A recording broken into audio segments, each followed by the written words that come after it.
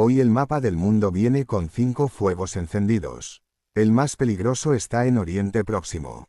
El más incómodo para Occidente está en Pekín. El más decisivo para Europa está en Budapest y Kiev. El más enquistado sigue en Gaza.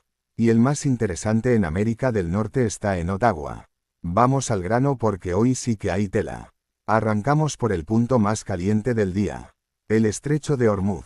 Estados Unidos ha puesto en marcha un bloqueo naval contra los puertos iraníes después de que las conversaciones del fin de semana no cerraran un acuerdo. La idea de Washington es impedir la salida y entrada de barcos vinculados a Irán. Teherán lo ha respondido con una amenaza muy clara. Si sus puertos quedan bajo presión, ningún puerto del Golfo se sentirá seguro. ¿Por qué esto importa tanto? Porque el estrecho de Hormuz no es un paso cualquiera. Por ahí suele circular cerca de 1/5 parte del petróleo y del gas que se mueve por mar en el planeta. Y aunque el bloqueo está dirigido contra Irán, el miedo del mercado no distingue tanto. Cuando la ruta se pone en duda, sube el precio del crudo, se encarece el transporte, se ponen nerviosos los importadores de Asia, y se recalienta la inflación en medio mundo. Aquí hay un dato clave. Irán estaba exportando cerca de 1,8 millones de barriles de crudo al día. Si ese volumen sale del mercado, la oferta global se aprieta todavía más. Por eso el petróleo ha vuelto a rondar los $100. Y por eso todo el mundo mira a Islamabad, porque hay señales de que podrían retomarse las conversaciones entre estadounidenses e iraníes en los próximos días. La importancia política es enorme. Donald Trump quiere vender firmeza total y repetir que Irán no puede quedarse a un paso del arma nuclear. Pero al mismo tiempo necesita evitar que esta crisis se convierta en un incendio imposible de controlar. Y Teherán juega a lo mismo por el otro lado. Enseña músculo, amenaza, pero tampoco parece querer una guerra abierta y larga con todo el coste que eso tendría. A corto plazo hay 3 consecuencias posibles. Primera, más tensión en el precio de la energía. Segunda, más presión sobre China e India que dependen mucho de ese flujo regional. Y tercera, un riesgo serio de error de cálculo. Porque en una zona tan militarizada, un barco interceptado o un ataque mal interpretado puede disparar algo mucho más grande. Del Golfo Pérsico nos vamos a Pekín. Porque hoy no solo se habla de guerra, también se habla de reacomodo internacional. Pedro Sánchez se ha reunido con Xi Jinping y el mensaje de fondo es potente.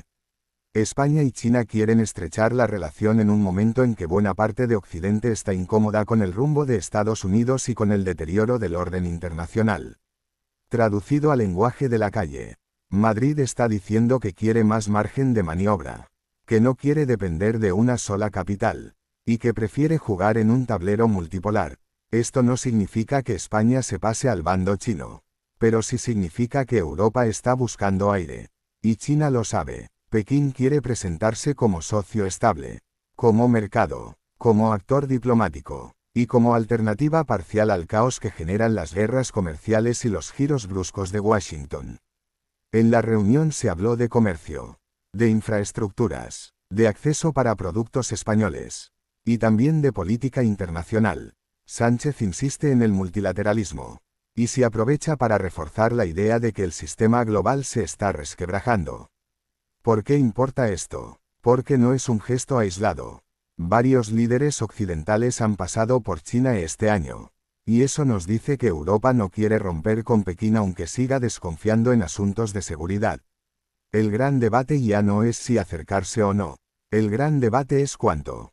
Acercarse sin quedar atrapado. A corto plazo esto puede tener 3 efectos. 1. Más fricción con Washington si interpreta esta gira como una señal de desalineamiento. 2. Más capacidad china para dividir posiciones dentro de Europa. Y 3. Más protagonismo para países medianos que intentan moverse entre bloques sin casarse del todo con ninguno. Seguimos en Europa, porque lo de Hungría puede cambiar bastante más de lo que parece.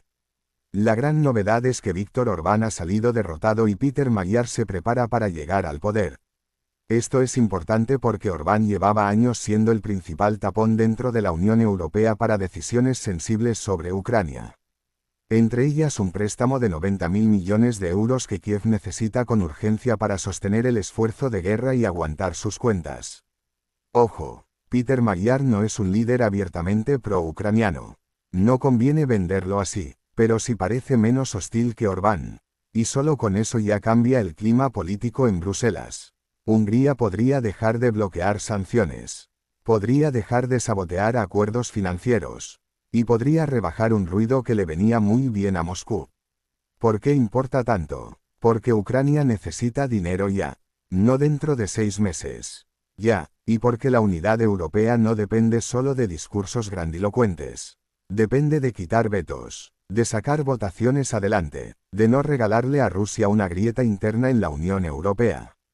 Eso sí, nadie espere milagros. Incluso con el cambio en Budapest siguen existiendo reservas en varias capitales europeas sobre una integración rápida de Ucrania. Y siguen las dudas sobre cuánto apoyo militar y económico puede sostener Europa si la guerra se alarga más. A corto plazo el efecto más visible será político. Bruselas respirará algo mejor, Kiev tendrá una ventana de alivio. Y Moscú perderá a su socio más ruidoso dentro del club europeo. No cambia toda la guerra. Pero sí cambia una pieza importante del tablero. Cuarto frente, Gaza. Porque mientras la atención mundial se la lleva Irán, la guerra que nunca termina sigue dejando muertos y bloqueando cualquier salida seria. En las últimas horas los bombardeos israelíes han matado al menos a 4 personas más en la franja. Y el dato más duro es este. Desde que entró en vigor el alto el fuego de octubre, más de 750 palestinos han muerto según las autoridades sanitarias gazatíes. O sea, hay tregua en el papel. Pero sobre el terreno la violencia sigue. Los mediadores están intentando salvar una segunda fase del acuerdo. El gran atasco es el desarme de Hamás. Israel exige que Hamás entregue las armas. Hamás responde que eso solo se puede discutir si antes se cumple de verdad la primera fase. Es decir, un alto el fuego completo y no una pausa llena de agujeros. ¿Por qué sigue siendo clave este frente? Porque cada estancamiento en Gaza se contagia al resto de la región. Complica la diplomacia con Líbano. Alimenta la presión en Jordania y Egipto. Radicaliza discursos. Y le da más combustible político a Irán y a todos los actores que viven de presentar este conflicto como prueba de que el orden internacional solo funciona para unos pocos. A corto plazo lo probable es una continuación muy incómoda. Ni paz real, ni guerra total declarada, sino una zona gris con ataques, presión militar, negociaciones interminables y una crisis humanitaria que no deja de empeorar. Y cerramos en Canadá, porque aunque suene menos dramático, también hay noticia importante. Mark Carney ha logrado consolidar una mayoría parlamentaria para su gobierno liberal. Su partido se coloca en 173 escaños. Eso le da margen para aprobar leyes sin depender de la oposición y fortalece su posición frente a la guerra comercial abierta por Donald Trump. ¿Por qué? Esto merece entrar hoy en el radar geopolítico. Porque Canadá es una potencia media con mucho más peso del que a veces parece. Tiene energía, minerales críticos, acceso al Ártico, comercio masivo con Estados Unidos. Y una voz cada vez más activa en el intento de coordinar a países que no quieren quedar atrapados entre los grandes bloques. Carney además ha construido parte de su perfil sobre una idea muy clara. Las potencias medianas tienen que organizarse mejor para no ser simples espectadores. Y ahora con mayoría parlamentaria tiene más capacidad para convertir ese discurso en política. En comercio, en industria, en defensa, y en respuesta a los aranceles estadounidenses. A corto plazo esto significa estabilidad interna en Ottawa, más capacidad para reaccionar a la presión de Washington, y más continuidad en una diplomacia canadiense que quiere jugar un papel de bisagra entre Europa y el resto de socios occidentales. Si juntas las 5 historias de hoy sale una fotografía bastante clara del momento que vivimos. Oriente Próximo sigue siendo el gran motor del riesgo global. China aprovecha cada grieta del bloque occidental. Europa intenta recomponerse por dentro para no llegar tarde a todo. Gaza continúa como herida abierta. Y las potencias medias buscan sitio en un mundo donde los grandes se mueven a golpes. La pregunta del día no es si el orden internacional está cambiando.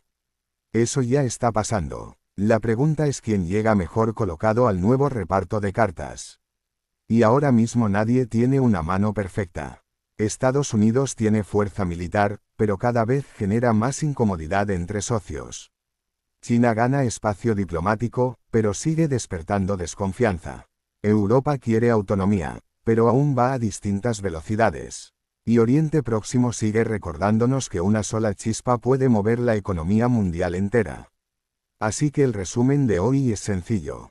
Menos certezas, más tensión, más maniobras, y un mundo que cada mañana se parece un poco menos al de ayer.